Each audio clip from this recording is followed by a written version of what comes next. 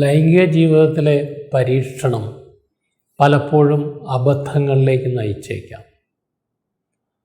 23 വയസ്സുള്ള വ്യക്തി കൺസൾട്ടേഷൻ എത്തി. ഡോക്ടറെ, എനിക്ക് ഉദ്ധാരണമില്ല. എൻ്റെ ഉദ്ധാരണം മുൻപുള്ളതിനേക്കാളും 50% കുറഞ്ഞിരിക്കുന്നു. ഞാൻ ചോദിച്ചത് എങ്ങനെ മനസ്സിലായി? അല്ല, എനിക്ക് അറിയാം. ഇത് കാരണം എനിക്ക് ഭയങ്കര ഉത്കണ്ഠയാണ്, ടെൻഷനാണ്.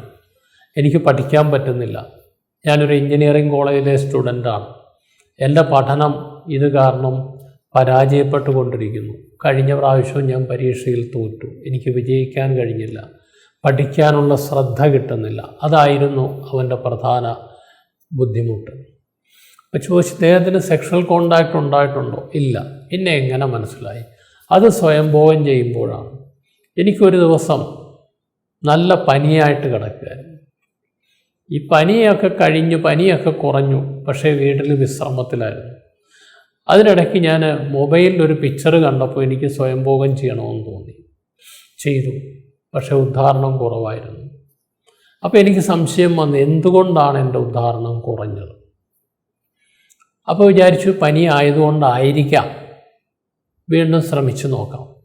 അങ്ങനെ പനിയൊക്കെ മാറി ഒരാഴ്ച കഴിഞ്ഞപ്പോൾ വീണ്ടും ശ്രമിച്ചു. ശ്രമിക്കുന്നതിൻ്റെ ഉദ്ദേശം എന്താണ്? എൻ്റെ ഉദ്ധാരണത്തിന് കുറവുണ്ട്, അതുണ്ടോ ഇല്ലയോ എന്ന് പരീക്ഷിക്കാൻ വേണ്ടിയാണ് ശ്രമിച്ചത്. പക്ഷേ പഴയതുപോലെ തന്നെ വേണ്ടത്ര ഉദ്ധാരണം ലഭിക്കാത്ത അവസ്ഥ. അങ്ങനെ പലതവണ സ്വയംഭോഗം പരീക്ഷിച്ച് നോക്കി. അപ്പോഴൊക്കെ അനുഭവം ഇത് തന്നെയാണ്. അതോടെ അദ്ദേഹത്തിൻ്റെ മനസ്സിൽ കടുത്ത ഉത്കണ്ഠ വ്യാപിച്ചു. എന്നെക്കൊണ്ട് പറ്റുന്നില്ല. ആ ഉത്കണ്ഠ അമിതമായി കഴിഞ്ഞപ്പോൾ ഒരു വിഷാദഭാവവും വന്നു. ഈ വിഷാദവും ഉത്കണ്ഠയുമാണ് പഠനത്തെ തളർത്തിക്കളഞ്ഞത്. അങ്ങനെ ഇതെല്ലാം സഹിക്കാൻ വയ്യാത്ത അവസ്ഥ വന്നു. പരീക്ഷയിൽ പരാജയപ്പെട്ട് കഴിഞ്ഞപ്പോൾ വീട്ടുകാരും ചോദിച്ചു തുടങ്ങി, എന്താണ് നിനക്ക് പറ്റിയത്? കുറച്ച് നാളായിട്ട് നീ ഒരു ഗ്ലൂമിയായിട്ട് നടക്കുന്നു, നിനക്ക് സന്തോഷമില്ല, എന്ത് പറ്റി നിനക്ക്? കൂട്ടുകാരും ചോദിച്ചു തുടങ്ങി. അങ്ങനൊരു ഘട്ടത്തിലാണ് ഇവിടെ എത്തിയത്. ഇവിടെ നമ്മളുടെ ടീമിലെ ഡോക്ടേഴ്സ് പരിശോധിച്ച് നോക്കി.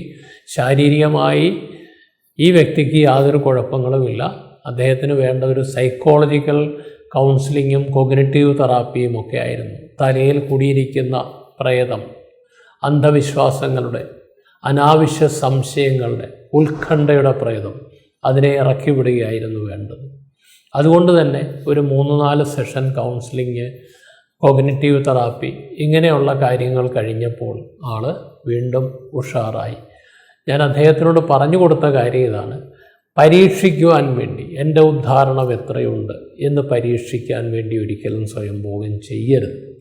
ഇത് ഈ ഒരു വ്യക്തിയുടെ അനുഭവം മാത്രമല്ല, ജീവിതത്തിൽ പലരും ഇങ്ങനെ പരീക്ഷിച്ചു നോക്കാറുണ്ട്. ഈ പരീക്ഷണങ്ങളിലൊന്നും നിങ്ങൾക്ക് യഥാർത്ഥ ഉദ്ധാരണം ലഭിക്കില്ല. ഉള്ള ഉദ്ധാരണം നഷ്ടപ്പെടുവാൻ, കുറയുവാനും നിങ്ങളുടെ ഉത്കണ്ഠ വർദ്ധിക്കുവാനും അത് സഹായിക്കും.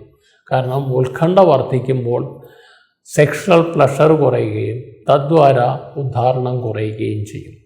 അപ്പോൾ ഇതൊരു വിഷ്യസ് സർക്കിളായിട്ടൊരു ദൂഷിത വലയമായിട്ട് ഇങ്ങനെ പോയിക്കൊണ്ടിരിക്കുമ്പോൾ നിങ്ങളുടെ പ്രശ്നം വഷളായിക്കൊണ്ടിരിക്കും. അതുകൊണ്ട് തന്നെ ഇത്തരം പരീക്ഷണങ്ങളിൽ ഇടപെടാതിരിക്കുക. സ്വയംഭോഗം ചെയ്യാൻ അത്ര ആഗ്രഹം തോന്നുന്നു, അതിന് മാത്രമുള്ള സ്റ്റിമുലേഷൻ ഉണ്ടെങ്കിൽ മാത്രം ചെയ്യുക. അല്ലാതെ ടെസ്റ്റ് ചെയ്യാൻ വേണ്ടി പരീക്ഷണം നടത്താതിരിക്കുക. അതിനുവേണ്ടി സ്വയംഭോഗം ചെയ്യുന്നത് അവസാനിപ്പിക്കുക.